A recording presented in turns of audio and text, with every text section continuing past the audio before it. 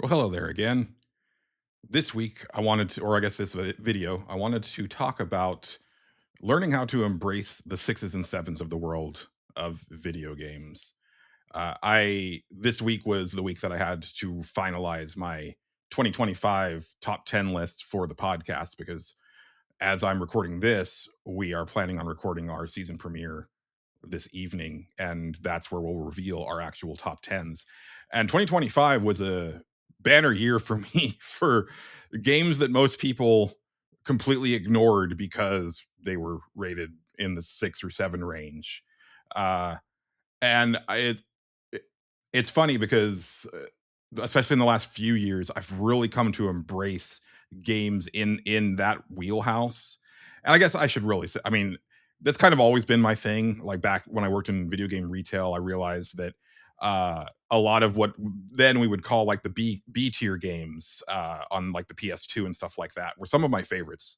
And I think what's happened over the years since then is that as game review outlets stopped using their entire uh, scoring scale, uh, it kind of warped people's perception of quality with video games because when you have outlets that would never rate anything lower than a 7, basically 7 became terrible.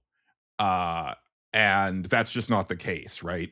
And I'm a big fan of reviews and reviewers and video game writers. I always have been, back, you know going back to when I was a little kid reading magazines, right?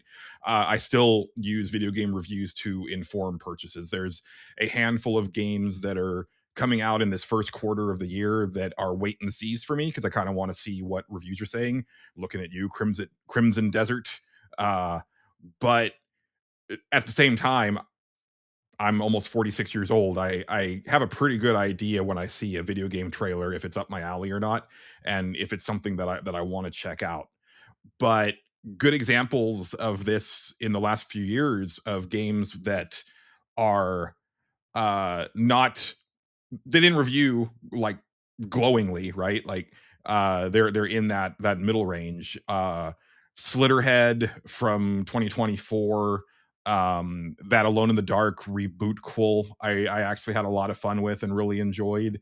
Uh in 2025, I mean, heck, uh Vampire the Masquerade Bloodlines 2 was one of my favorite games.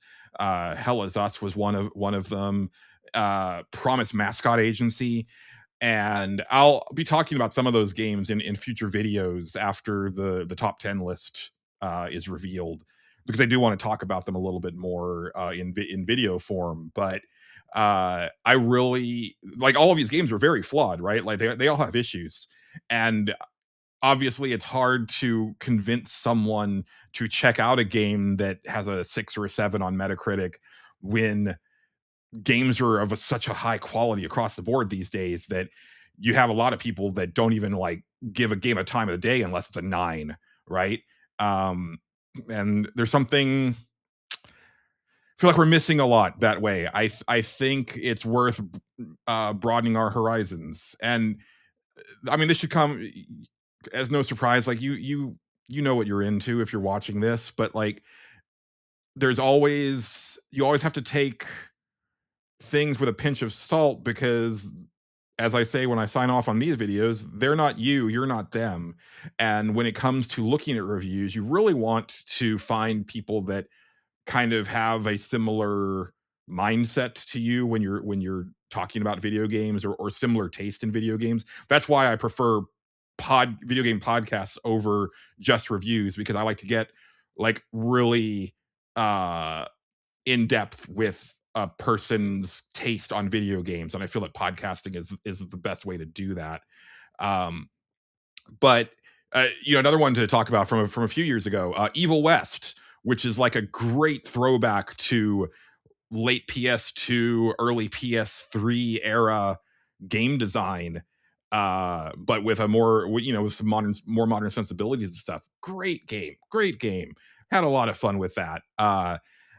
And I think the reason that I'm so passionate about checking out, games of this caliber is that I see a lot of rhetoric online these days of video games are so boring now, and there's nothing new being done, and it's all AAA open world stuff, and it's like that's objectively not true. I really do feel that people who portray that sentiment aren't paying attention, or just aren't looking any deeper than the biggest releases of the year.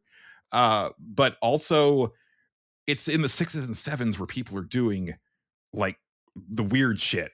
And sometimes you need a little bit of the weird shit. Uh, Hell is Us, great game for just putting your phone down and paying the fuck attention to the video game that's in front of your face and not letting yourself get distracted by social media feeds, or having a second screen on in the background or something like that, because it requires you to listen to what the NPCs are telling you and use visual data combined with these the clues from these conversations to in like figure out stuff, right? Like there's a great part where I found this side quest where there was this a old woman who was trying to nurse this abandoned baby, and she had run out of milk, and she had these empty milk bottles, and that was an item you could pick up. And I remembered that I had seen a guy with a cow on his farm, and sure enough, I went back to that farm and talked to him, and he was like, "Yeah, you can have some of my milk."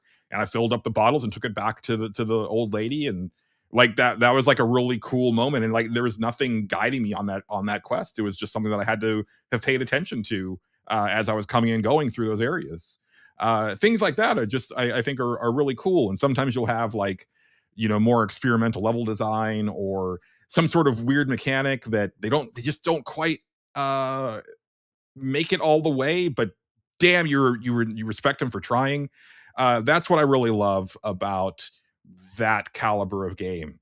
Uh, and I've also, coming from a retail background, I learned to, in my early 20s, that there's really no such thing as a bad video game, because everybody has their own unique tastes, right? And so just because a game comes out that you think looks great, and then, it got like a 6.5 across the board, go check it out anyway, because it might be an 8 or a 9 for you.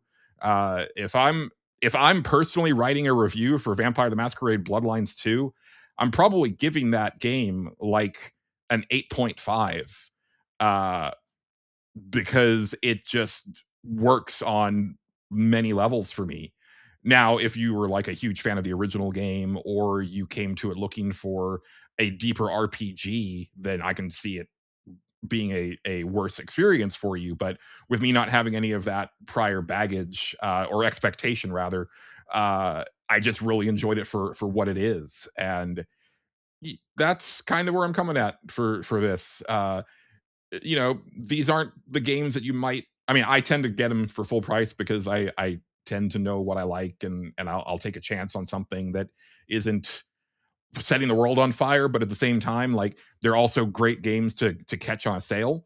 And I think like if there's been a game that kind of piqued your interest, but you were like, oh well, it didn't review that well, maybe take another look. Maybe look at a few like let's play videos, not and just to get a taste for like what the game actually looks like in an uninterrupted chunk, to see if it is up your alley or not. And if it is, give it a go. That's all I'm saying here. Made it through this entire video without doing the 6-7 meme. Oh fuck. Shit. Well, yeah. Talk to you next time.